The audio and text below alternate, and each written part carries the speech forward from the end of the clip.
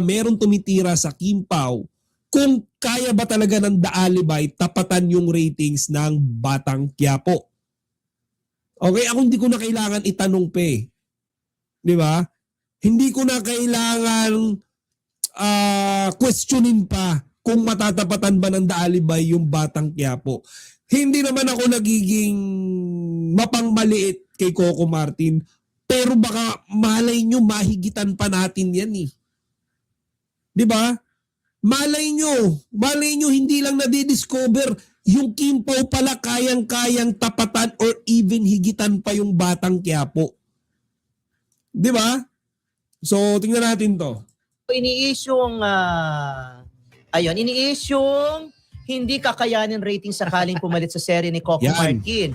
Patapos na bukas ang serye ni Coco sa Chika sa Atin ni Abante columnist Jun Lalin, nag-anunsyo raw ang Ignacia na hindi na magpa-pilot telecast sa March 16 ang bagong serye ni na Coco at partner na si Julia Montes. Ang Kim Pao serye ni na Kim Chiu at Paula Abilino ang ipapalit raw sa So papalit nga, di ba? So yun yung pinag-usapan natin kanina.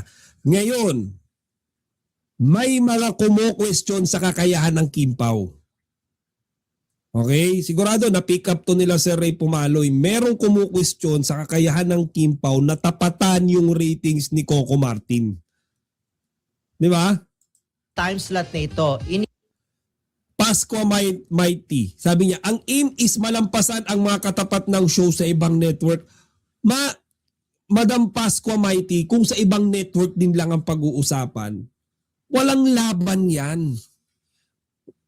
Walang laban yan. Trust me. Walang laban yan. Batang Quiapo pa nga lang, di nila maitumba-tumba eh. Diba? Kaya kung ako tatanungin nyo, ang pwedeng itapat sa Kim Pao, most probably, yung Batang Quiapo. Yung dalawang yan. Pero kung ilalaban mo yan doon sa kabilang network, hindi na kailangan tanungin yan. Ano ba naman yun? Ano ba naman yung ng kabilang network? Di ba? Ayan. Tapatan niya ng Kim Pao yung... Actually, hindi lang tapatan, baka higitan pa. Di ba? Kasi tatapatan ng... ang katapat currently ng Batang Quiapo dun sa kabilang network, yung Encantadia. Encantadia Chronicle, sa puro mga baguhan yung artista doon. Pinipilit nilang i-push, pinipilit nilang iangat yung franchise na Encantadia, pero wala na eh, wala nang twist eh, wala nang katas na eh. Wala na silang mapipiga doon, pinipilit na lang. Grabe, mga sangre una, sangre pangalaw, pangatlong sangre na, ewan ko, pati mga apo nila nandun na rin. Yun ang katapat ng Batang Quiapo at yun din yung tatapatan ng The Alibay. Encantadia versus The Alibay. I don't think yung Encantadia makakapalagyan sa The Alibay. Trust me. Batang Quiapo pa nga lang tumba na yung Encantadia. What more, 'di ba, in The Alibay. So magtatapatan diyan yung ratings nung The Alibay tsaka Batang Quiapo, yun lang.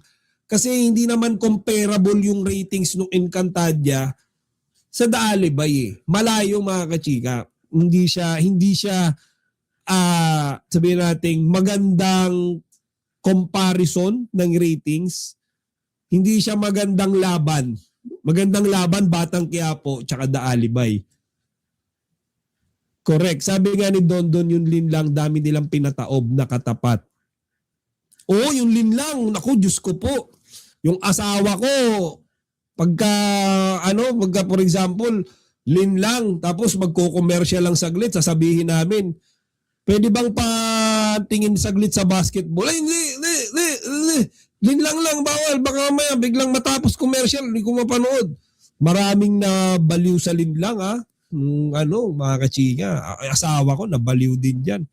Nag-aaway kami, ayaw bigay yung control, parang scotch tape sa kamay. Higitan talaga ng Kim Pao Martin Batang Quiapo. Kaya yun. I-issue nga kung kakayanin ba ng Kim Pao. Ayun, napakinggan nyo ulit. Ini-issue ang Kim Pao. Tingnan nyo, sabi na Sir Ray Pumaloy. Sa time slot na ito, ini-issue nga kung kakayanin ba ng Kim Pao ang ratings na pang malakasan. Bakit naman hindi? Wala nang raw-raw. Confirm na yon. Grabe Ang first naman. lot talaga ay ang Mm. Kim Pao serye. So, totoo na yan. Actually, yung kay Coco, parang imposible naman kasi na after ng isang serye, panibagong serye na naman ang magagawa niya, di ba? At the mere fact na ang Kim Pao serye ang napili sa dami-dami ng mga pwede namang Yes. ipalit dyan, ibig sabihin malaki ang tiwala ng management sa tandem na Yes. ito. Of At O, di ba? Yan yung sinasabi ko mga kachike. Yung moment na napili yung The Alibay sa dami ng mga show ng ABS-CBN, ibig sabihin Kim Pao lang yung may kakayahan tumapat sa Batang Quiapo. Siya lang yung contender.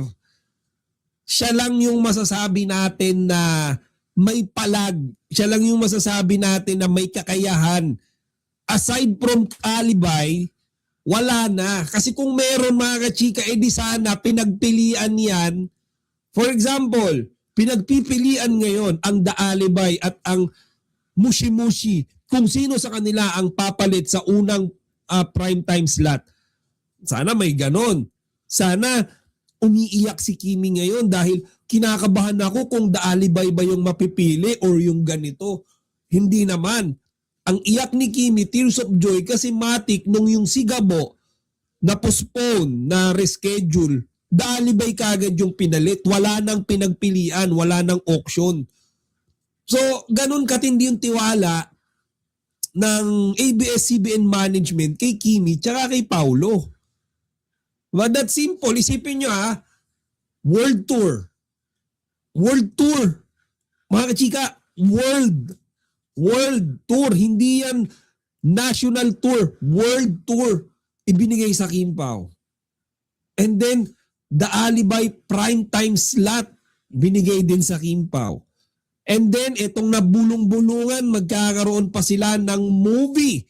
Okay? Na bagong project nila, Kim Pao na naman. Wala pa bang tiwala yung ABS-CBN na yan? Lahat na binigay sa kanila. World tour, primetime slot, movie, and all. So, tama yun mga chika, no? Nakakatuwang balita to. Sabi ni Madam Joseph Panishinil Regine, gagastos kami para sa aming Kim Pao minamahal sa buong mundo. Ayan. Maraming netizens ang nagtatanong kung kaya bang tapatan ng Kim Pao Love Team ang ratings ng mga proyekto ni Coco Martin. Pero kung titignan ng realidad sa TV industry, magkaiba kasi ang rating power nila. Malakas talaga ang track record ni Coco Martin. Si Coco Martin ay tinatawag na primetime king dahil sa consistent na mataas na ratings ng kanyang mga teleserye. Halimbawa, ang ilan sa kanyang shows ay umaabot ng double-digit ratings at patok sa TV at online platforms. Ibig sabihin, napatunayan na niya sa loob ng maraming taon na kaya niyang humatak ng malaking audience. Malakas din ang fanbase ng Kim Pao. Ang Kim Pao, Kim Chi at Paula Avellino ay may lumalaking fandom at nagkaroon ng magandang response sa mga proyekto nila, kabilang na ang movie collaboration na naging successful sa takilya. Ibig sabihin, malakas ang kilig factor, solid ang online fandom, may potential sa ratings kung malakas ang story. Bakit kinukumpara ng netizens? Kinukumpara sila dahil parehong malaking pangalan sa ABS-CBN, parehong may malakas na fandom. Gusto ng fans makita kung kaya ng bagong love team makipagsabayan sa established star. Real talk ng ibang observers. Sa ngayon, karamihan ng showbiz observers nagsasabi, Coco Martin, proven ratings king. Kim Pao, rising love team na malakas sa fans. Kaya posibleng makalapit pero mahirap patapatan agad ang ratings power ni Coco dahil sa experience at established audience niya. Ang balitang kumakalat tungkol sa Kim Pao love team na Kim Chi at Paulo Avellino na papalit sa primetime slot ni Coco Martin ay interesante. Pero normal lang na maraming netizens ang nagdududa kung kaya ba nilang tapatan ang ratings. Ano ba ang totoong nangyari? Ang serye ni Kim Chi at Paulo Avellino na The Alibay ang ipapalit sa primetime slot matapos magtapos ang FPJ's Batang Quiapo. Ang dating serye ni Coco ay tumakbo ng higit 3 taon at isa sa pinaka-dominant na primetime show sa Pilipinas. Kaya malaking pressure sa Kim Pao na panatilihin ang lakas ng 8 PM time slot na matagal nang hawak ni Coco. Ano ang masasabi ko sa issue? Una, natural lang ang comparison. Kapag may bagong pauso na show o bagong love team na inilalagay sa isang malakas na primetime slot, automatic na nagkakaroon ng comparison. Ganito rin nangyari sa ibang teleserye noon. Magkaiba kasi ang market appeal nila. Coco Martin, action, masa audience, wide demographic.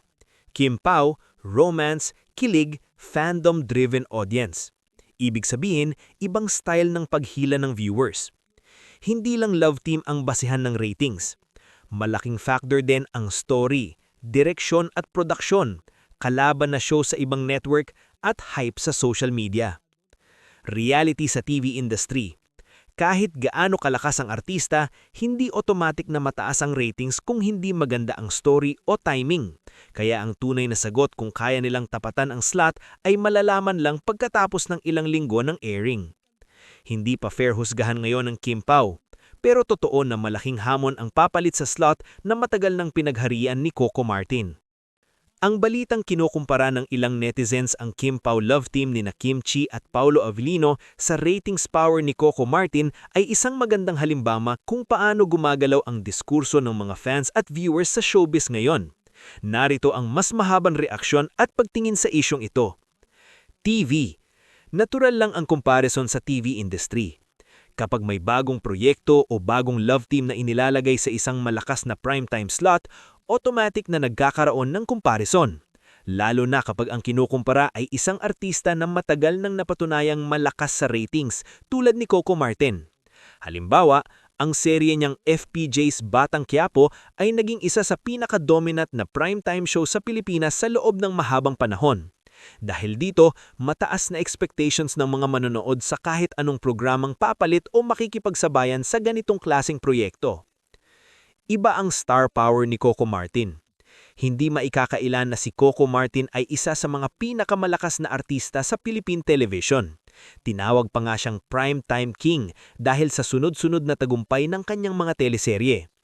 Ang dahilan kung bakit malakas ang ratings niya ay hindi lang dahil sa pangalan niya. May ilang factors. Malawak ang masa appeal ng kanyang mga kwento.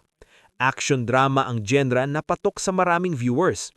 Loyal na ang audience na sumusubaybay sa kanya sa loob ng maraming taon. Dahil dito, kahit sino ang ihambing sa kanya ay mataas talaga ang magiging standard. Lumalakas naman ng Kim Pao. Sa kabilang banda, ang tandem ni Kim Chi at Paolo Avellino ay isa sa mga pinaka-pinag-uusapang love teams ngayon. Maraming fans ang natuwa sa chemistry nila dahil parehong magaling umaktir at may natural na kilig factor. Ang lakas ng Kim Pao ay makikita sa social media engagement, fandom support, at positive reception ng kanilang collaborations. Ibig sabihin, kahit hindi pa sila kasing tagal sa industriya bilang love team, malaki ang potential nilang maging malakas sa ratings kung tama ang proyekto. Hindi lang love team ang basihan ng ratings. Isang mahalagang bagay na dapat tandaan, hindi lang artista ang nagdidikta ng ratings. Malaki rin ang epekto ng kalidad ng script, direksyon ng kwento, marketing at promotion, kalaban na show sa ibang network, at streaming at online audience. Sa modernong panahon, hindi na puro TV ratings ang basihan ng tagumpay ng isang show. Kasama na rin ang YouTube views, streaming platforms, at social media trends. Halimbawa, maraming eksena ng mga teleserye ngayon ang nagiging viral clips online na minsan ay mas pinapanood pa kaysa sa live TV broadcast. Kaya posibleng kahit hindi kasing taas ng traditional ratings, malaki pa rin ang impact ng isang show online. Malaking factor din ang fan culture ngayon. Isa pang dahilan kung bakit lumalaking issue ang ganitong comparison ay ang fan culture sa social media. Madalas nagiging kompetisyon ito sa pagitan niyang fandoms. Pero sa totoo lang, hindi naman kailangang maging labanan, pwedeng parehong maging successful ang iba't ibang artists dahil iba-iba ang audience na kanilang hinahatak. Mas magandang tignan ito bilang evolution ng primetime TV. Sa halip na gawing rivalry, mas magandang tignan ng sitwasyong ito na pagbabago ng landscape ng Filipino primetime television. May established stars tulad ni Coco Martin. May emerging tandems naman tulad ng Kim Pao. Ang ganitong kombinasyon ay nagpapakita na patuloy na nagbabago at nagre-refresh ang entertainment industry. Ang comparison ng Kim Pao at Coco Martin ay hindi dapat tignan bilang kung sino ang mas magaling. Mas tama sigurong sabihin na magkaiba silang style, audience at strength. Si Coco Martin ay isang proven ratings powerhouse, habang ang Kim Pao naman ay isang love team na may malaking potensyal na maging malaking puwersa sa industriya kung magtutuloy ang momentum nila. Marami pang pwedeng idagdag na mas malalim na context sa balitang kinukumpara ang Kim Pao love team ni na Kim Chi at Paolo Avellino sa ratings power ni Coco Martin. Narito ang ilang mahahalagang punto na kadalasang binabanggit ng mga observers sa industriya. Malaking pressure ng primetime slot. Kapag ang isang serye ay inilalagay sa slot na dating hawak ng malalakas na programa tulad ng FPJ's Batang Quiapo, natural na mataas ang expectations ng network at ng audience. Ang 8 p.m. to 9 p.m. slot ay tinatawag na pinaka-competitive na oras sa TV dahil dito nakatutok ang karamihan ng viewers pagkatapos ng trabaho o hapunan. Kaya kahit malakas ang love team, kung hindi maganda ang pacing ng story o hindi agad gumapit sa viewers sa first weeks, pwedeng bumaba ang ratings. Magkaiba ang genre na dala nila. Isa pang mahalagang factor ay ang genre ng proyekto. Coco Martin, action drama, na patok sa masa. Kim Pao, romance o drama na mas kilala sa kilig at emotional storytelling. Sa Filipino TV, historically malakas ang action drama dahil mas malawak ang audience nito, lalaki, babae, matatanda at kabataan. Ang romance namang ay kadalasang mas fandom-driven ang audience, kaya nakasalalay din sa loyal fanbase. Malaki na ang epekto ng online audience. Noon, TV ratings lang ang basehan ng tagumpay ng isang show. Pero ngayon, mahalaga na rin ang YouTube views, streaming platforms, at social media trends.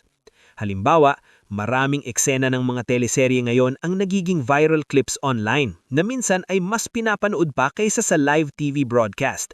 Kaya posibleng kahit hindi kasing tahas ng traditional ratings, malaki pa rin ang impact ng isang show online.